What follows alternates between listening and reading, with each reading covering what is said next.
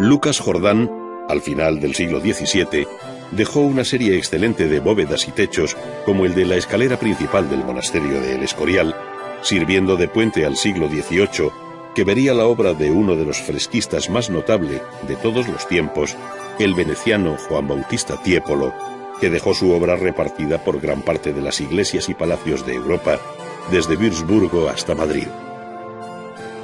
El final de la pintura barroca en el siglo XVIII estuvo influido por el gusto francés, amable y sensual, que se conoce bajo el nombre de rococó, coincidiendo en gran parte con el reinado de Luis XV. Las telas de Watteau, pero sobre todo las de Boucher, con los conocidos retratos de Madame Pompadour, las diosas anacaradas y los desnudos nada ingenuos, dan buena medida de aquel carácter voluptuoso en que se sumió la pintura francesa.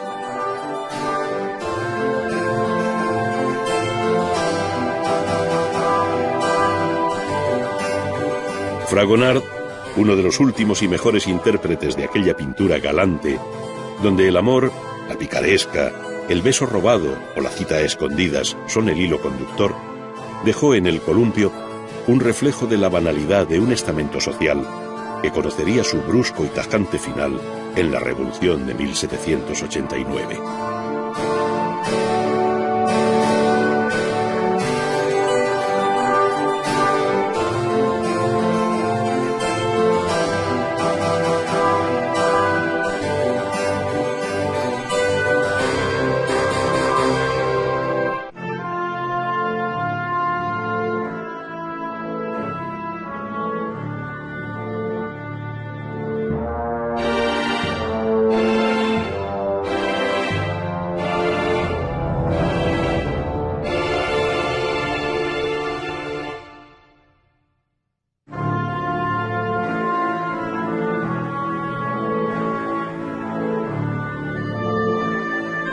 La talla en madera representa un capítulo muy específico dentro de la historia general de la escultura, muy estrechamente vinculado al arte español. Como en otras ramas de la escultura, además del talento del maestro se requiere un verdadero equipo de trabajo, pues son varios los oficios que allí intervienen, en especial si se trata de escultura policromada. Maestros, oficiales y aprendices formaron los talleres donde muchas veces fueron vínculos familiares los que dieron una callada cohesión interna al trabajo, transmitiéndose el oficio, sus secretos y recetas de padres a hijos.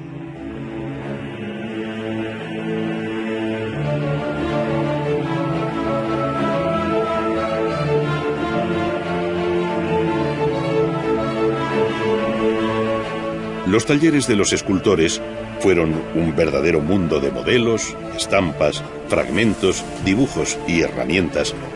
todo bajo un polvo general que amalgamaba aquella anárquica yuxtaposición de imágenes distribuidas sobre los bancos, muros y anaqueles. Sorprende leer la descripción de obradores como el de Tomás Sierra, escultor activo en Valladolid hacia 1700,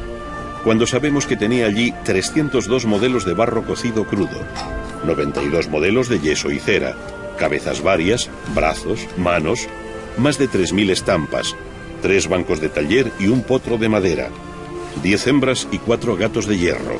garlopas, cepillos, prensas, sierras, tenazas, 100 gubias y formones, limas, martillos, barrenos, escofinas, una escoda, cinceles, 2 compases de latón y 1 de hierro, cartabones, escuadras, codales, reglas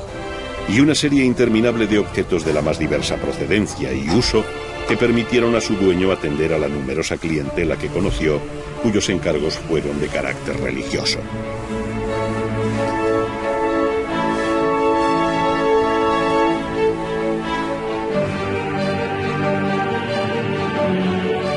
El dibujo como punto de partida para la formalización de la idea es el paso preliminar e ineludible que todo artista debe afrontar.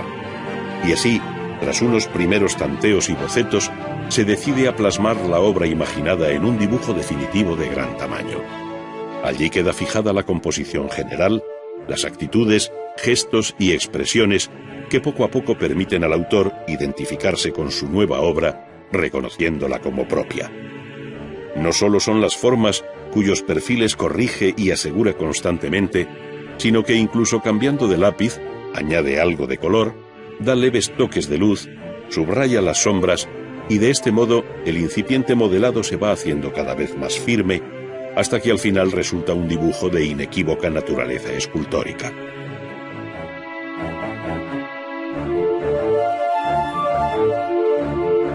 Abandonando el lápiz y el papel, el escultor se acerca ahora al barro para modelar la cabeza,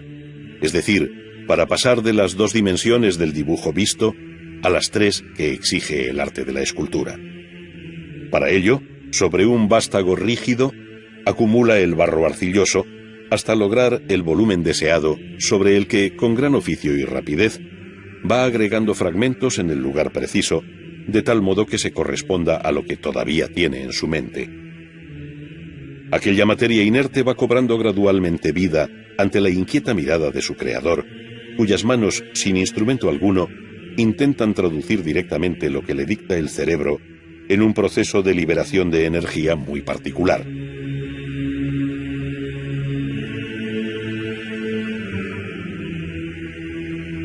Aquel boceto en barro, cuya humedad y frescura hay que conservar a todo trance para poder seguir trabajando en él, conoce después una larga fase de cuidadoso modelado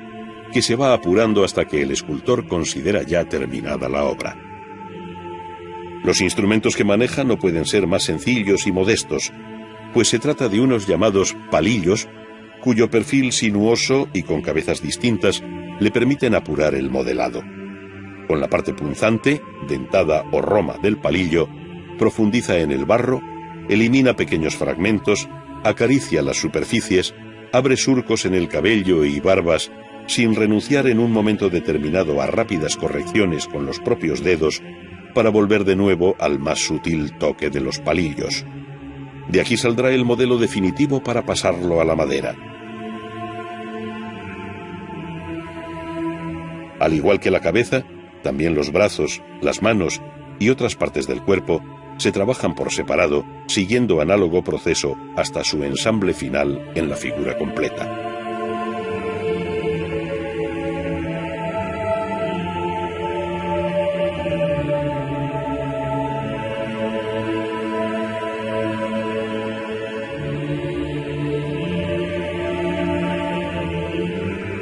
La talla en madera ha utilizado a lo largo de la historia especies muy distintas,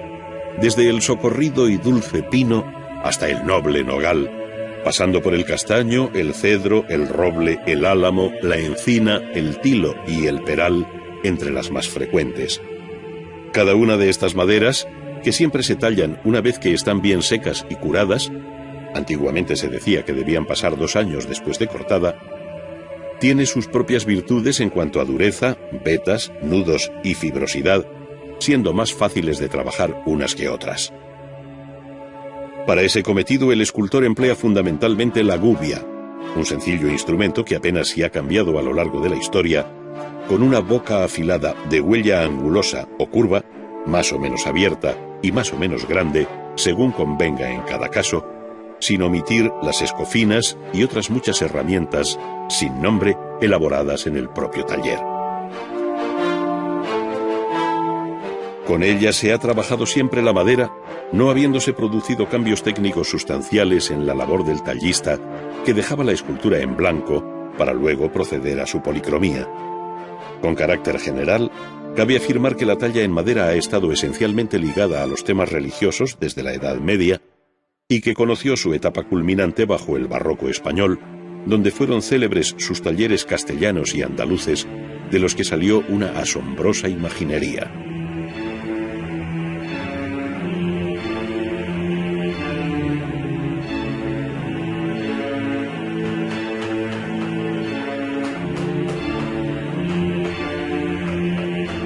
Una vez elegida la madera y fijado el volumen del que saldrá la cabeza a partir del modelo en barro,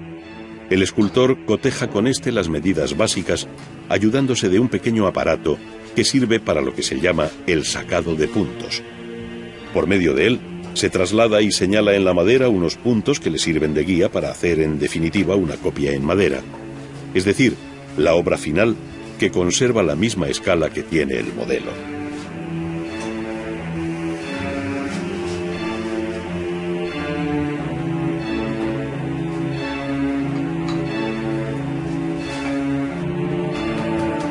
con una gubia de boca curva, llamada de media caña por su perfil, y ayudándose de una maza, comienza a restar material al taco de madera, procediendo por igual en todos sus frentes hasta que comienzan a emerger las formas singulares de su relieve.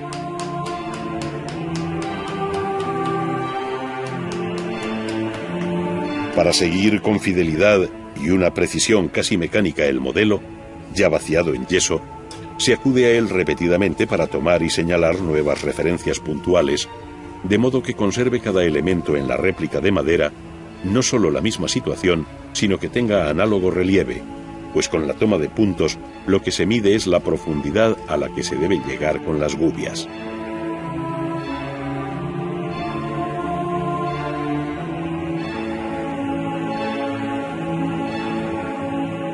Después de desbastar la madera, y para todo lo que representa la labor más delicada de la talla, las herramientas se van haciendo cada vez más finas e incisivas, y abandonando la maza inicial, se controlan solamente con la fuerza de la mano. Por esta razón, se buscan maderas dulces, como el pino y el alerce, o todo lo más de una dureza media, como el tilo, con el que se acomete esta cabeza.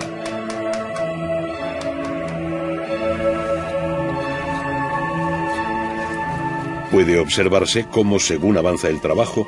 el escultor se sumerge en la etapa más comprometida y personal, pues abandonando el sacado de puntos, se enfrenta a los pasajes más difíciles de su obra, donde un error resultaría irreversible. Son los detalles del ojo con el lagrimal, es la expresión de la boca entreabierta que profundiza con una gubia curva y un cañón de codillo para asegurar una zona de cerrada sombra, es decir, toda una serie de recursos plásticos que serán decisivos en la expresión última de la cabeza. Gradualmente, la familia de las gubias es sustituida por la de las escofinas, algunas de ellas de un tamaño verdaderamente minúsculo, con las que se hace el acabado final, dando tersura y continuidad a las superficies, eliminando precisamente la huella hiriente de la gubia y creando en definitiva el tejido epidérmico sobre la supuesta masa muscular.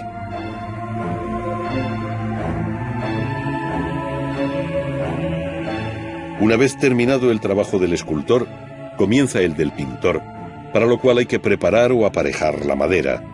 es decir, hay que darle varias manos de una mezcla de yeso y agua de cola, cubriendo bien todos los poros, de tal modo que una vez seca, esta imprimación sirva de base a la pintura y dorado posterior.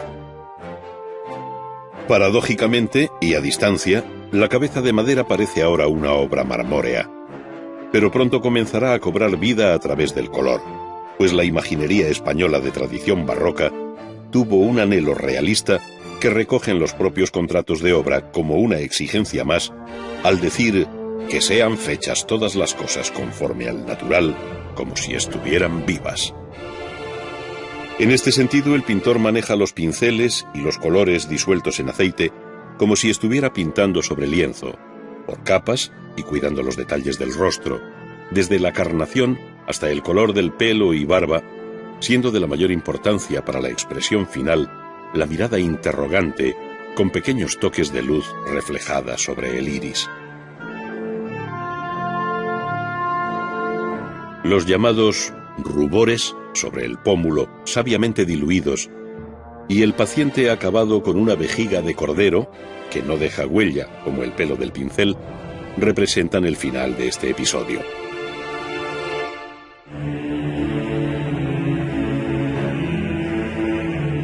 Tan solo resta mostrar algo que se identifica de un modo muy significativo con la historia de la escultura española: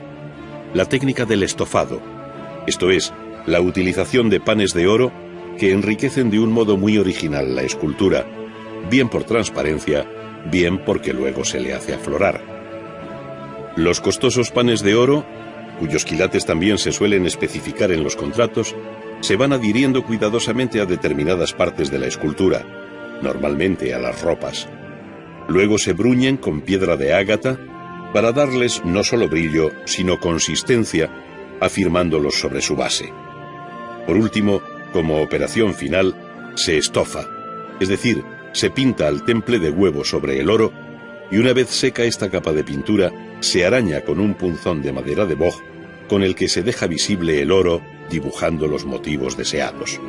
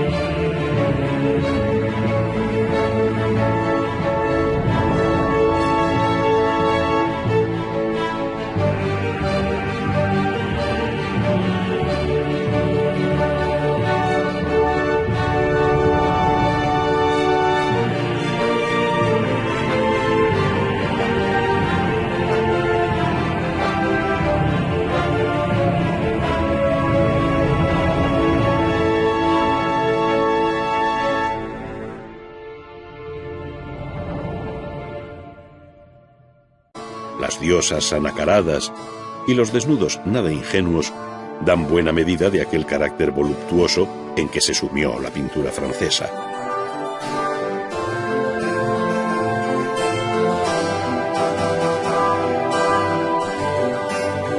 Fragonard, uno de los últimos y mejores intérpretes de aquella pintura galante, donde el amor, la picaresca, el beso robado o la cita a escondidas son el hilo conductor, dejó en el columpio un reflejo de la banalidad de un estamento social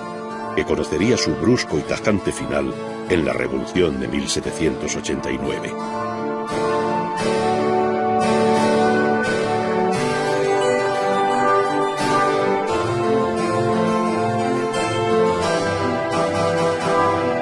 Parte de las iglesias y palacios de Europa, desde Würzburgo hasta Madrid. El final de la pintura barroca en el siglo XVIII estuvo influido por el gusto francés, amable y sensual, que se conoce bajo el nombre de rococó, coincidiendo en gran parte con el reinado de Luis XV. Las telas de Watteau, pero sobre todo las de Boucher, con los conocidos retratos de Madame Pompadour,